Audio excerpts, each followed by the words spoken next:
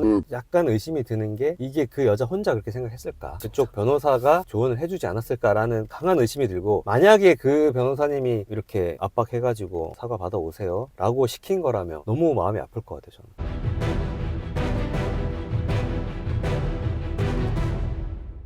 네, 오늘 고생하셨습니다. 네, 감사합니다. 경찰 조사 지금 막 끝마치고 나왔는데 굉장히 잘하시더라고요, 보니까 오늘. 근데 변호사님께서 시뮬레이션도 잘 해주시고, 그때 처음에는 사실 너무 못했잖아요. 그때 변호사님께 조금 혼나고 정신을 좀 차려서 열심히 했습니다. 거의 뭐 열심히. 외우다시피 해서 준비를 철저하게 해오셨던데, 사건 얘기를 좀 해볼게요. 사실관계 관련해서. 일단은 여자분이랑 같은 회사 동료였었고, 본인이 뭐 상관이나 이런 사람이 아니잖아요. 다른 남자인 동료랑 술 마시는 와중에 그분이 온 거죠. 같이 조인을 한 거죠. 네, 맞습니다. 같이 해서 뭐 노래방도 가고 하다가, 그러다가 이제 모텔에 셋이 같이 가게 됐다는데 왜 모텔 간 거예요? 이제 다음날 아침 일찍 출근이었는데, 그날 이미 새벽 거의 4시 가까이 먹었던 것도 있고, 그리고 그 상황에서 집과 회사의 거리가 있기 때문에 집을 갔다가 가면 제가 잠을 2시간 정도밖에 못 자는 상황이었고, 그 상황에서 제가 안 그래도 잠이 많고 맨날 지각을 하는 와중에 굉장히 불안했고요. 그래서 셋이 의견을 모아서 그렇게 동의를 하고 가게 되었던 거예요. 둘이 모텔 가는 게 아니니까 네, 세 명이니까. 예, 예. 별 문제 없겠다. 그래가지고. 근데 모텔 셋이서 들어갈 수 있어요? 근데 그냥 들여보내줬습니다. 원래는 만약에 주인이 보고 있으면 그거 못 들어가게 하는데, 그래도 일단 들어갔다는 거죠. 예. 가서 라면도 먹고 뭐 얘기도 하고 하다가, 그러면 침대에서 셋이서 잔 거예요? 아닙니다. 그 처음에 침대가 킹 사이즈긴 했는데 셋이 자기에는 조금 붙어 있어야 되니까 그런 게 불편할 것 같아서 이제 침대 옆에 바닥에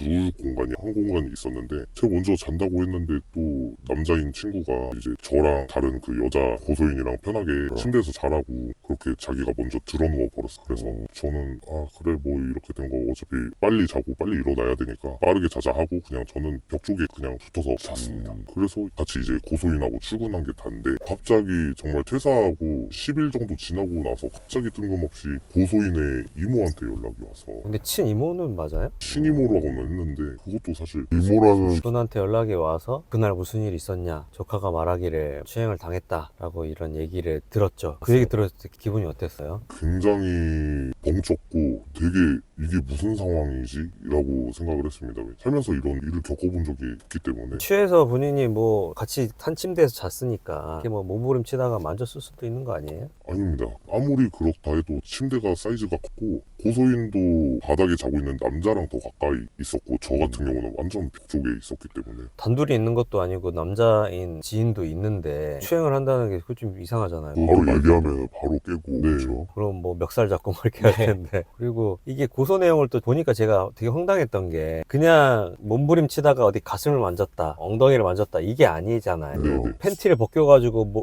손가락을 집어넣었다, 그러고 자기 손을 해가지고 본인이 만지게 했다, 그 다음에 팬티를 벗겨서 하려고 했다, 그러다가 미수에 그쳤다, 그 내용이잖아요. 네네. 그 정도 할 거면은 옆에 있는 남자 근데 바로 얘기할 수 있지 않나요? 맞습니다. 그렇게 한 적 있어요? 전혀 없습니다. 근데 처음에 이제 저희 사무실 와서 모의 시뮬레이션 할 때, 그때 이런 저런 질문했을 때 굉장히 좀 뭔가 말을 이제 잘 못하셨잖아요. 아닌 것 같은데, 사실 취해서 기억이 안 나는데, 막 이런 식으로 얘기를 하셨잖아요. 네. 그때는 왜 그러신 거예요? 그때 우선 사실 그런 상황이 처음이다 보니까 너무 긴장을 많이 했고, 변호사님 눈을 바라보니까 이제 제가 좀 소위 말해서 쫄았다고. 제가 시뮬레이션 할 때 되게 무섭게 하잖아요. 평소에 상담할 때나 이렇게 오시면 되게 따뜻하게 해드리지만, 시뮬레이션 할 때는 최악의 상황을 항상 가정하기 때문에 수사관 중에서도 최악의 수사관이라고 생각을 하고, 그렇게 저는 몰아붙이거든요. 유도신문 엄청 하고, 엄청 제가 몰아붙였잖아요. 멘탈이 완전 털려가지고 그때 그냥 집 가면서 멍 때렸습니다. 진짜 너무 벙쪄가지고. 이렇게 당할 수도 있겠다는 네, 생각이 네. 그래서 와, 큰일 났다, 이거 진짜 이 악물고 해야겠다,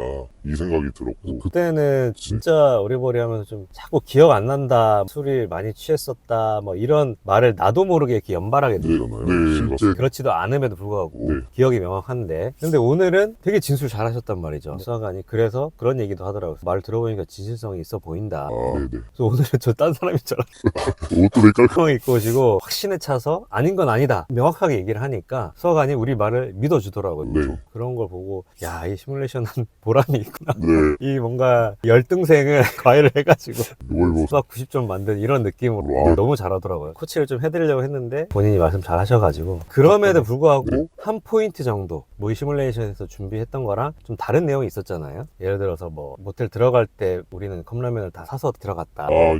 담배랑 같이 사서 들어갔다라고 처음에 생각을 했었는데 수사관이 다시 물어봤을 때는 기억이 새로 난 네, 새로 났습니다. 이게 또 그쪽 얘기를 듣다 보니까 아차 싶었습니다. 그때서야 왜 이제 기억이 나지? 담배만 사서 들어왔는데 이제 렌즈를 껴야 되니까 보관액을 사서 나가야 되는 김에 라면도 사오게 되고 네. 뭐 이런 상황은 또 기억이 안 났었고 그러니까 이게 준비해보니까 사실관계 오래된 일도 아닌데도 기억이 잘 안 납니다. 그죠? 그렇게 제가 사실관계 정리해오라고 쭉 시켰는데도 거기서도 또 여러 번 고쳤고 네, 맞습니다. 시뮬레이션 하다가도 또 고쳤고 또 시뮬레이션 끝나고 나서 멘탈 털리고 나서 혼자 집에 가서 또 전날까지도 뭐 이렇게 수정해서 올렸더라고요. 네, 그런 걸 보고 아 이분은 우등생은 아니지만 굉장히 열심히 한 네.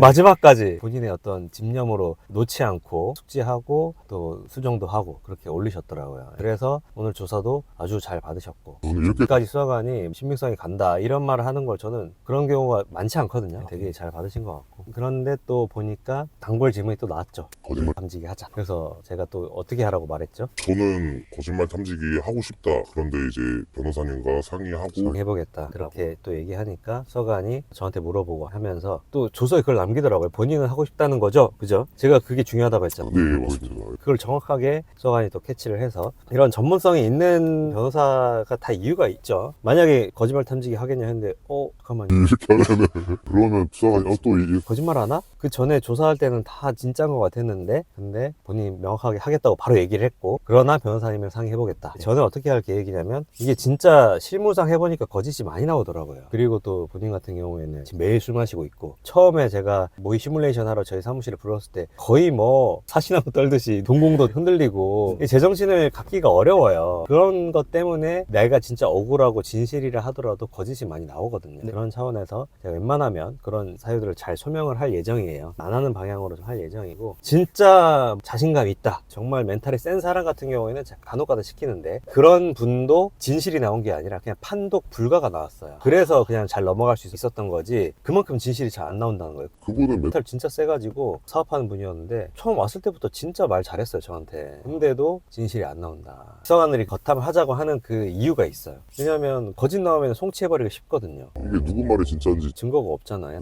근데 진짜 제가 이해가 안 됐던 부분이 여자분이 당하는 상황이었다면 손가락 집어넣고 팬티 벗기고 뭐 하려는 상황이었다면 그 다음날 나갈 때 그 남자 한 명 자고 있는데 둘이 같이 나오면서 발로 툭 집에서 나 간다. 장난도 치고 같이 출근도 했잖아요. 네, 맞습니다. 그렇게 할 수 있나? 그것도 이해가 안 가고 그 다다음날 공연했다는 것도 맞아요. 무슨 말도 안 됩니다. 그분이 되게 웃으면서 또 네, 자기가 네. 공연도 하고 한 사진도 보내줬다. 네네. 아니 그러니까 고소를 바로 그런 일이 발생하고 나서 적어도 다음날 정도에 그냥 고소할 수 있잖아요. 네. 근데 아무 일도 없이 잘 있다가 한 10일이 지나고 나서야 뭔지 아닌지 알 수도 없는 그 사람 연락이 온다는 것 자체가. 근데 또 공교롭게 또 그분이 회사로부터 월급을 한 2달 동안 못 받았었죠. 그런 상황들이 겹치고 뭐 하고 해서 고소의 어떤 동기가 과연 이 순수할 것인가 그런 부분이 굉장히 좀 의심이 가는 부분이 있었고 어떤 포인트가 있냐면 이모라는 사람을 통해서 했다는 게 진심으로 또 사과하면 고소 안 할 것처럼 합의금 2, 300으로 그냥 거기에 또 마음 약해져가지고 미안하다는 식의 카톡을 또 보내버렸잖아요. 근데 보니까 엄청 길게 구구절절 썼어요. 사실 기억이 나는데도 그냥 안 난다는 식으로 그 여자한테 맞춰주면서 기억이 안 나는 부분이 많았다 하면서 오히려 상대방이 말이 맞는 것 같다는 식의 카톡을 진짜 길게 제가 간단히 보여드리면 뭐 이런 식의 엄청 길게 보냈어요. 편지를 쓰듯이 절박했던 거죠. 고소를 어떻게든 막아보고 싶었고 그런 남자들의 심리를 누구보다 잘 아는 거죠. 그래서 그 여자가 만약에 이렇게 사과했으면 고소 안 했을까요? 이거를 보고 바로 고소. 이거 보고 고소했잖아요. 그래서 뭐 2, 300 말도 안 되죠. 적어도 5천이요 5천. 같은 경우에는 합의금을 5천을 요구하고 또 상대방이 보니까 변호사도 선임했더라고요. 몇백 썼을 거예요. 2, 300이 합의해줄 상황이 말이 안 되는. 이게 심리를 이용하는 것 같아. 걸려만 봐라. 사과만 하면은 그러니까 이 여자가 이 사과를 왜 요구했겠어요? 자기가 증거 있고 하면 그냥 고소하면 되죠. 자기도 증거 없으니까 이 사과를 받아내도록 한 거죠. 저는 약간 의심이 드는 게 이게 그 여자 혼자 그렇게 생각했을까? 그쪽 변호사가 조언을 해주지 않았을까라는 강한 의심이 들고 그 변호사 사무실이 어딘지도 확인을 했는데 여기는 제가 말씀드릴 수는 없죠. 같은 업계에 계신 분이라고 말씀드릴 말씀드릴 수는 없는데 참 만약에 그 변호사님이 이렇게 압박해가지고 사과 받아오세요 라고 시킨 거라면 너무 마음이 아플 것 같아요. 저는 이거는 아니지 않냐. 근데 또 공교롭게 고소한 이모라는 사람한테 연락이 온 게 10일 뒤였죠. 상담 다 받아보고. 직접 연락하고 하면은 자기가 실수할 수 있으니까 네. 다른 한 사람을 내세워서 그러니까 이 모든 게 저는 퍼즐이 맞춰지는 느낌이 드는. 맞습니다. 제가 처음 오셨을 때 너무 착한 거야. 어리버리하고 너무 착하고 저희 뭐 사촌 동생 같은 이런 느낌이 들면서 너무 마음이 안 된 거예요. 거의 울먹울먹 하면서 와 와가지고 진짜 지금 큰 일을 앞두고 있잖아요. 네. 그런 중요한 일도 있고 해서 거의 너무 돈도 들어간 때도 많고 힘든 상황인데 근데 이런 일. 일을 겪으니까 그게 멘탈이 나간 것 같아. 근데 이거 사과하기 전에 변호사 상담 안 받았어요? 상담을 한 번 받았었는데 그때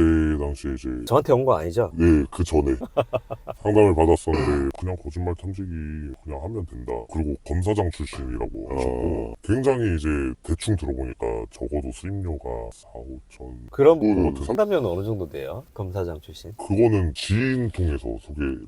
그럼 그 검사장 출신 분이 직접 상담해 주셨어요? 예. 그래서 그분 겉담해라 네, 사과하라고 하던가요? 사과는 절대 하지 말라고 했어요. 근데 그분도 하지 말라고 했는데 왜 네. 이렇게 한 거예요? 그때 당시에 제가 지금 아시다시피 큰 일을 앞두고 있는데 이 일을 앞두고 있으면서 빠르게 이 일을 끝내버리고 싶었어요. 거의 잠이 안 오죠. 손 떨리고 어떻게 해서든 빨리 끝내고 싶은데 예를 들어 2, 300 안에 끝낼 수 있다 하면은 그렇게 하고 싶었을 거 아니에요. 네. 그러니까 그런 심리를 이용하는 거죠. 너무 절박한 그런 심리를 이용하는 건데 이런 성범죄 무고 안타까운 게 여자 혼자 하는 게 아니라 또 조력을 주는 변호사가 옆에 붙어 있고 네. 사법 시스템은 여자한테 또 유리하고 이런 상황을 보면 너무 어구리 카페 며칠 전에 가입을 했었는데 정말 저처럼 억울하신 분들이 너무 많더라고요. 많죠. 정말 많아요. 그래서 앞으로는 의견서도 정리해서 낼 거고 그렇게 해서 또 잘 되면 네. 한번 나와서 간략하게 얘기해 주시고 마지막으로 그러면 이런 억울한 상황에 처해 있는 이런 남성분들에게 하고 싶은 말이 있다면 어떤 게 있을까요? 우선 저도 아직 끝난 게 아니지만 처음에 정말 두렵기만 했고 솔직히 진짜 하고 싶었거든요. 정말 힘들었는데 무조건 변호사님 만나서 상담을 꼭 받아보시길 바랍니다. 그리고 변호사님을 믿으시면 여러분은 살 수 있습니다. 검사장 출신 변호사 믿으면 돼요. 네. 아무튼 그런 상황이고 오늘 너무 고생하셨습니다.